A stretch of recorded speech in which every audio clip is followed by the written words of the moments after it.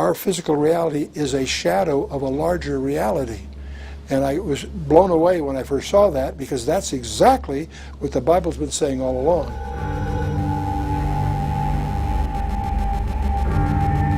We have all been trained in Euclidean geometry, three-dimensional worlds. Einstein made scientific history by recognizing that we really live in 4 dimensions, by adding time to the mix. Time is a physical property. We know that we live in at least 10. That's the current dimensions. 4 of them are directly, we can experience them. But we know there's 6 others that we can't get at directly, but we know we can infer their existence mathematically. What makes that provocative to people who've discovered that is that a Hebrew sage by the name of Nachmanides, back in the 13th century, predicted that from studying the text of Genesis. He concluded that our universe has 10 dimensions, only 4 are knowable, to use his term, and 6 are not knowable to us.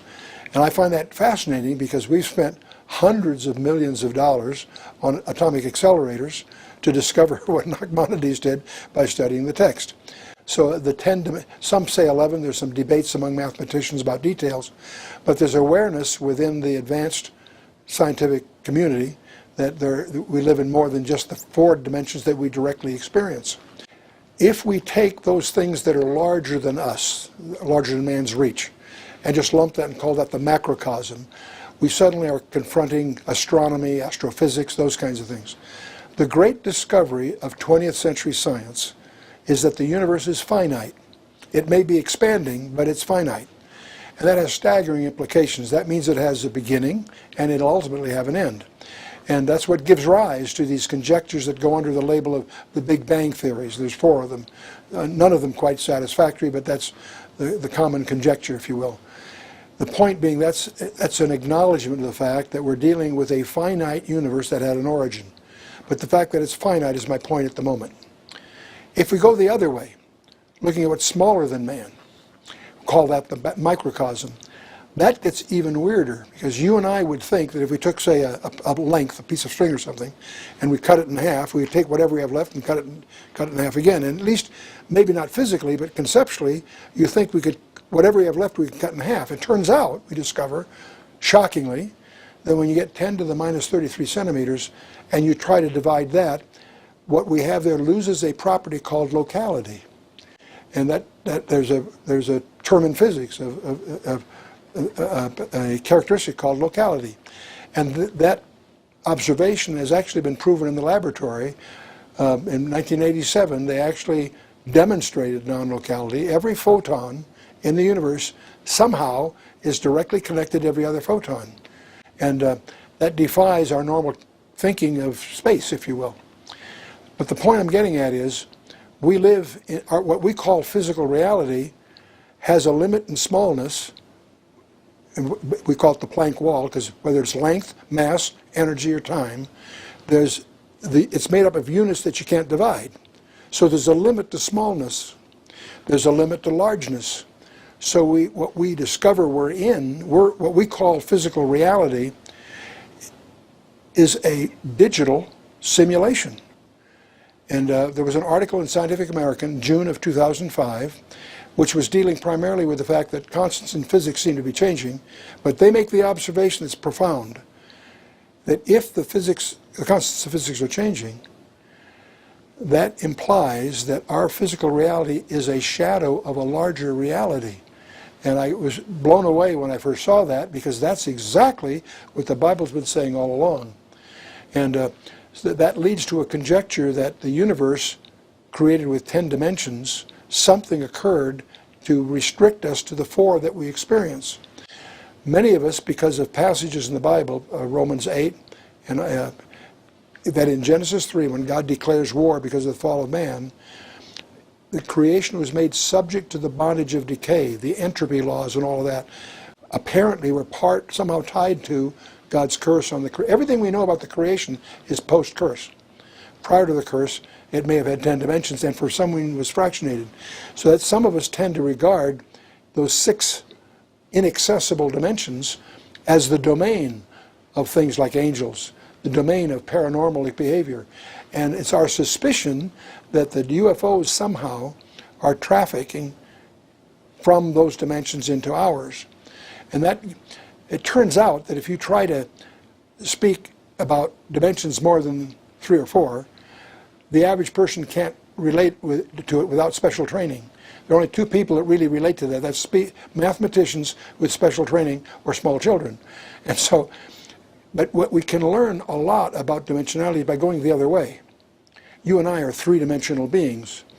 Imagine if we had a 2-dimensional universe, a piece of paper or a flat plane. We could imagine at least 2-dimensional beings in there.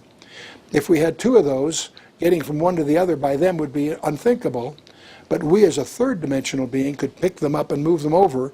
To them a miracle has happened, beyond their understanding. If I as a 3-dimensional being put my finger through their 2-dimensional world, they wouldn't see my finger, they'd see a thing that was a ring, and then it would shrink. Or if a ball passed through, it would appear as a dot that would become a ring. In other words, it only would be seeing the intersection of that 3-dimensional thing with their 2-dimensional world. So we begin to get some feeling for what dimension. Another example, if I have 2 beings there in that 2-dimensional world, I could put my finger a millionth of an inch away from each of them, no matter where they are. I can enjoy greater intimacy with each of them than they can with each other. So we suddenly read the whole concept of an additional dimension starts to, we get a feeling for what that might mean. The evening of the resurrection, they were gathered in a room, frightened, doors were locked, 6-sided space, 4 walls, a floor and a ceiling. They're there, nervous. And who shows up right in the middle but Jesus himself? At first they're frightened, naturally, confused, thinking maybe he's a spirit or something, and he challenges them. He says, handle me and see. A spirit doesn't have flesh and bone as you see me have. So he, in his resurrection body, has some peculiar properties, because he apparently, obviously, has the ability to enter and leave a 6-sided space without passing through the 6 sides. And a mathematician can deal with it. There's ways of mathematically dealing with that. To a mathematician that's skilled here, he would argue that it would take at least 11 dimensions to do that the way it seems to be described. Fine, whatever it is, it is. John, in his first letter, in chapter 3, verse 2, makes an interesting remark. He says, Beloved, it doth not yet appear what we shall be, but we shall know that when he shall appear, we shall be like him, for we shall see him as he is. What I hear that saying is that we will enjoy the same dimensionality he has. If I show you a picture of me, I'm showing you a 2-dimensional representation of a 3-dimensional object. That's not what we're talking about here. We're talking about something that's more comprehensive. We shall see him as, we will be like him, for we shall see him as he is. So that gives us a glimpse of what the resurrection body that the Bible talks about deals with. But again, see, we're going into what would be called technically a hyperspace, more than 3 dimensions. And that's not easy to do with. I spend more of my time, as I try to promote the Bible in various contexts, I spend most of my time undoing the effects of bad science. Most of what we're taught in college, not just high schools, is not true. Astronomy is obsessed with gravity, and if you get outside the solar system itself, gravity becomes a non-player. The plasma physicists have been trying to tell us that for years. No one's listening.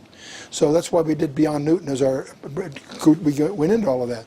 The electric sky, the fact that when you get out to galaxies, you're talking about electrical behavior, not gravitational behavior. The astronomy world hasn't discovered that, because gravity's instinctive. The James Clerk Maxwell equations are not instinctive.